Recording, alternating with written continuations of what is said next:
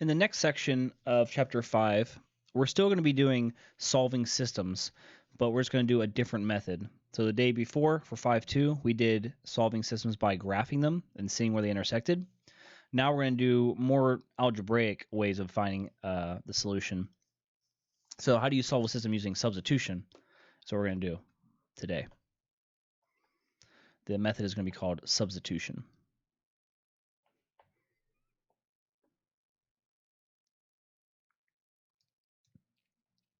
First, we have some new terms. One is consistent system. So what is a consistent system? It's a system, remember, a system just means more than one equation. If we have multiple equations, that has one or more solutions. So specifically, we would say, i.e., that would be when you have one solution. Remember, the graphs intersect once, or infinite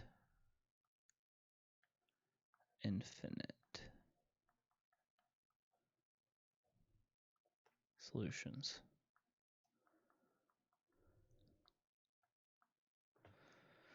All right, inconsistent would be a system that has no solutions. And that's specifically all you can have. If there is no solution at all, it's considered inconsistent. So now when we solve these, we're going to be identifying either we get a point where they intersect, we have infinite solutions, or no solution, and we'll be able to identify which one of these it is, consistent or inconsistent.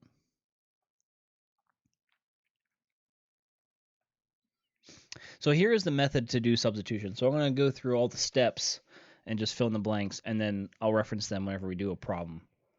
But before we get there, we're going to go through the steps. So this is substitution method for solving equations with two equations, solving systems of equations with two equations. So what you do is you choose one of the equations and you isolate one variable. Sometimes this will already be done for you. This is considered the first equation. But sometimes as long as one variable is by itself, like it might be x equals something or y equals something, as long as you have one of those, we can do substitution method. Then after you have that, then you actually do substitute whatever you have from that first equation from step 1 into the second equation. And then when you do that, you have to put it in parentheses. That's very important that parentheses go around whatever you're substituting. And then when we do that, we're going to have an equation with only y variables or only x variables. And we solve that equation for the particular variable. So you'll go through, you'll find, say, x equals 5. Well, now you have half your answer, right? The whole point is to find where these intersect each other. So if they intersect at a point of 5, x equals 5, you have to find the y coordinate that goes with it. Using the value found in step 2, so once we find that, this is x equals 5, we're going to use that answer, 5, and we're going to put it into the first equation. Go back to the very beginning and solve for the second variable. So maybe that time you get 0. So then your answer would be 5, 0. We've got a point where they intersected. That would be a consistent system. Once you have that, then you can check your answer. Now, most of the time, if we check our answer, we can just probably do it like in our heads or in the calculator. You don't have to write it out. But you put the values that we got for x and y into both equations for both variables. Once you put it in for both variables into both equations that you were given, they should be equal to each other. It might be like 10 equals 10 or 14 equals 14, something like that. So sometimes you get a point where they intersect. So just like the graphing method, we have 3 different scenarios. You can get no solution, which means they do not intersect each other. That would mean that they're parallel. You'll see what that looks like when we try doing it algebraically. So we have one solution. That's whenever you get like 5, 0. And the last one you can have is infinite solutions. If you remember from the day before, 5, 2, that's when the lines are exactly the same. They're right on top of each other. So every point intersects each other because of the same equation. In other words, the same graph. All right, so we're going to try an example. We're actually going to do it 2 different ways. We're going to solve the system using substitution, but then we will also check it by graphing it. So if you remember, the first thing we have to do up here is we're going to choose one equation and make sure one variable is by itself. So already kind of have that done here. If you look at the equation, y equals 2x plus 1. Y variable here is all by itself. That's what it means. Isolate the variable. That takes care of the first one. We're going to substitute the solution from step 1 into the second equation using parentheses.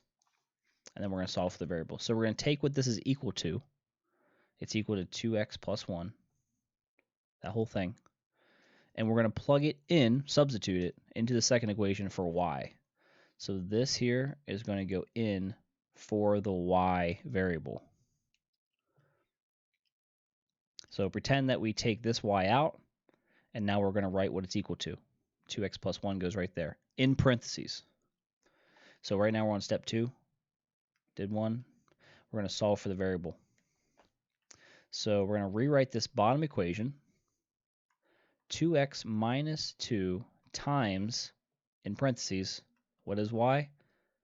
2x plus 1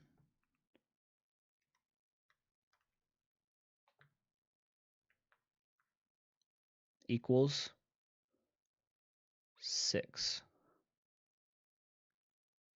So make sure you understand where I got that from. I'm just taking the 2x plus 1 and putting it in right here and writing the rest of the equation as it was before. So now we have an equation with only x's in it. We can solve this equation for just x. We're going to distribute this -2 first to get rid of the parentheses.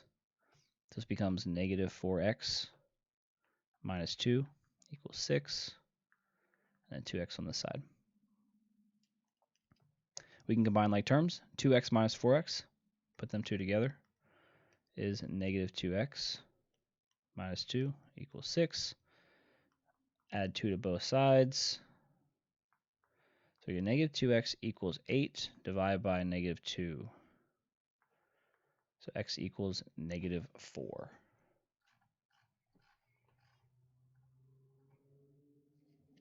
All right.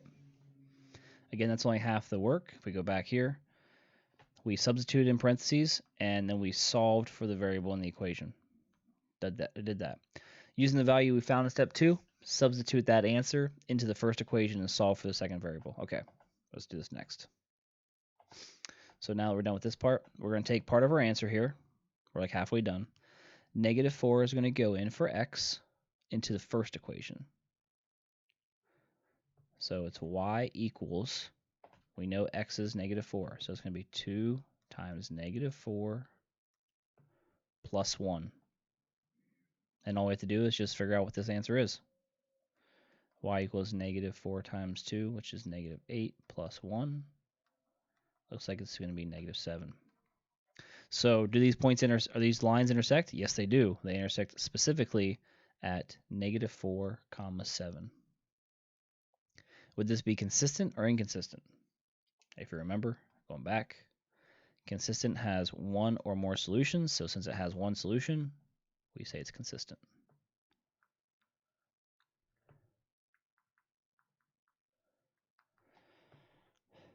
Okay, let's graph it.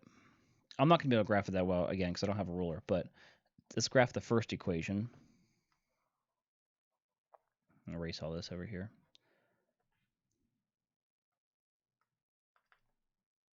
So the first equation, we'll do in blue. It's 2x plus 1. That means you start at 1. You go up 2 over 1. Up 2 over 1. Up 2 over 1. Same thing going the other way. Down 2 over 1. Put some dots here as we go. Okay, I'm going to draw a line. Not the best. There we go. The second equation, how do we graph this? Well, we can use our shortcut. If you remember the A, B, C stuff, we can graph the x and y, or the x and y intercept.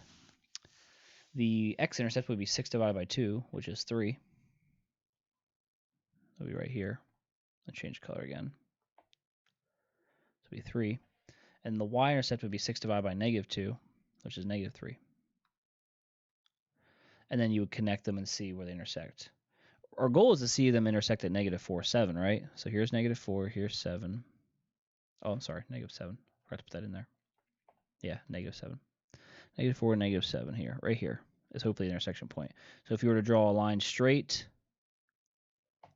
with a ruler, you should see it intersect. Of course, mine is not looking that great, but if you were to draw it straight, it should work. And there's your point of intersection. -4, -7. So this is what this graphing part is what we did on the lesson earlier, 5.2. The new way is to do it algebraically without having a graph.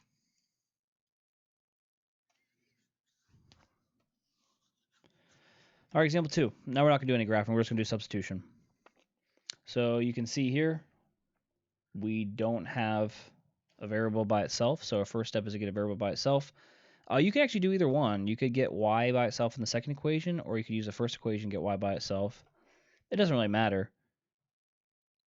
I think what I might do is get y by itself in the first one. So if we were to go off to the side, how do we get y by itself? We'd have to subtract 3 on both sides. So it would become y equals 4x minus 3. And then we're going to substitute this in to the second equation. All right, so y equals 4x minus 3. Put parentheses around it. Oh, what did I just do? Wrong button. Parentheses around this. This is going to go in to the y here in the second equation.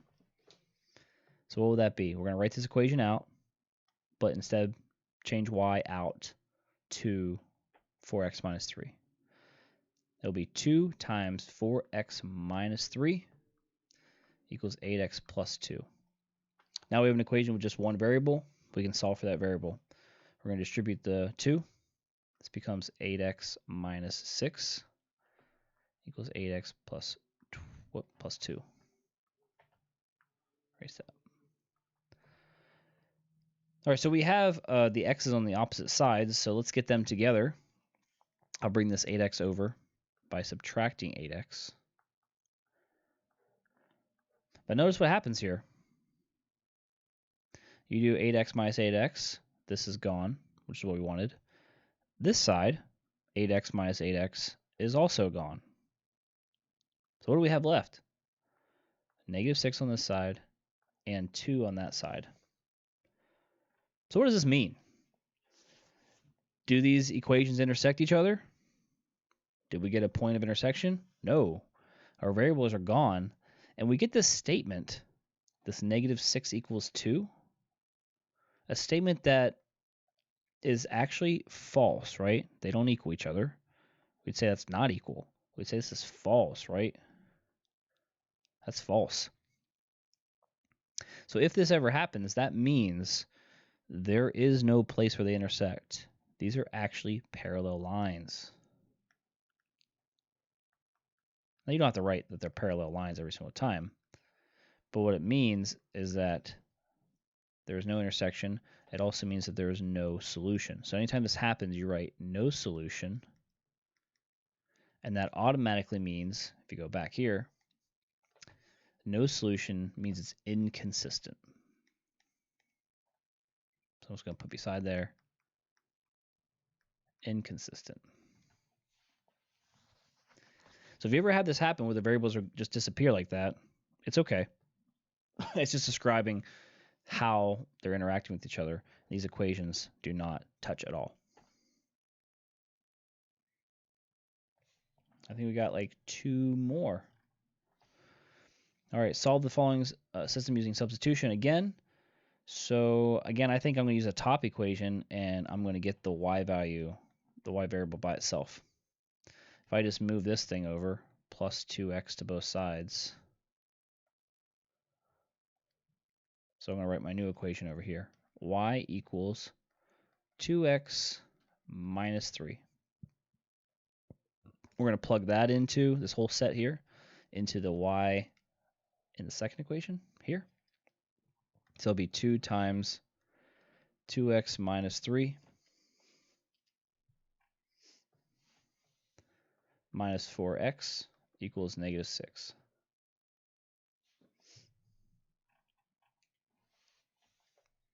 Okay, let's see what happens. Distribute the 2. You get 4x minus 6. Minus 4x here.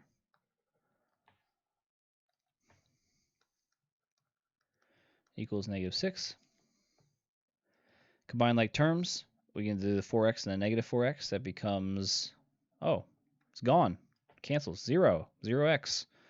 All we have left is negative 6 equals, bring down the other side, negative 6. So it actually happened again where we don't have a variable at all, but this time it's still different. If you look at this one back here, we said, hey, this is not true. Negative 6 doesn't equal 2. That's false. However, in this case, this is a true statement. So we can say that's true, right? True statement. That means what? There's not one place they intersect.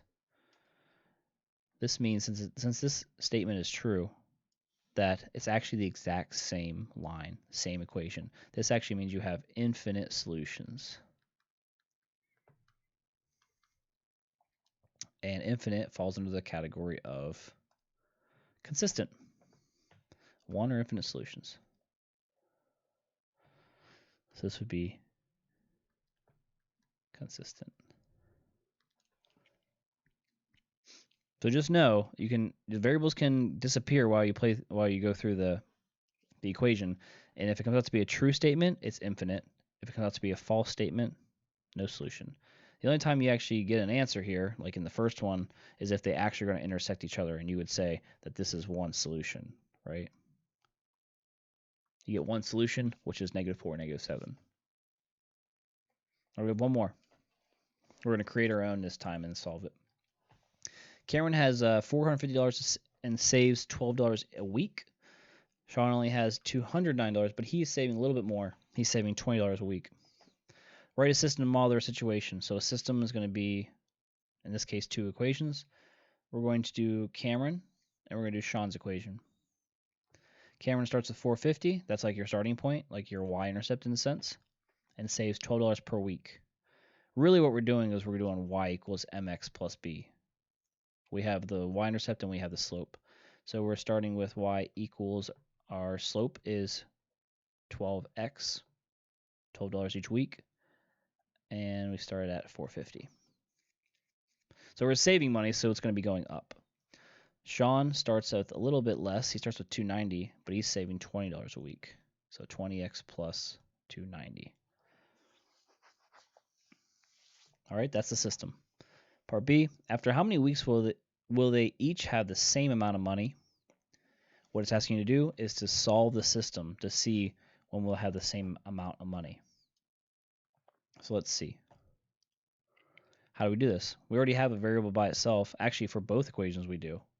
That's okay. Let's just pick our first one again. We're going to take this side here, 12x plus 450, put it into the y variable in the second equation. So it's just going to sit on the left-hand side. So I'm going to use this equation. Instead of writing y, we're going to write what y equals to up here. So it'll be 12x plus 450, because that's what goes on the left-hand side now, equals, what's the other side? 20x plus 290. That looks a little messy there. And then we solve this one for x. The thing I'm going to do is put the x's together by subtracting 12x. That's gone. So we get 450 equals 20 minus 12 is 8x plus 290. Then we'll subtract 290 to get that extra number out of there. So what would that be? 160? 450 minus 290.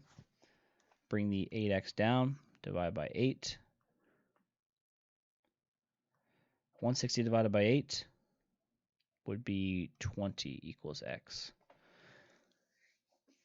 Now, we don't have to go through and actually go any further, I don't think, because if you look back at the equations where 12x and 20x is, that's standing for the number of weeks.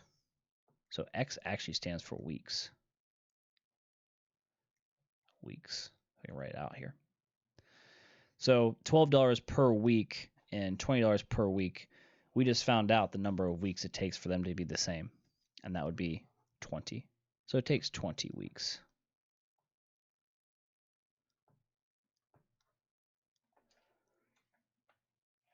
If you were to plug 20 back into one of these equations and find the y value, what would you be solving for? What would y stand for? The number of weeks. The y value, I think, would be how much money they have saved. So you could actually go through and figure out amount saved. You could figure out, so after 20 weeks, how much do they have saved? You could plug that into either equation.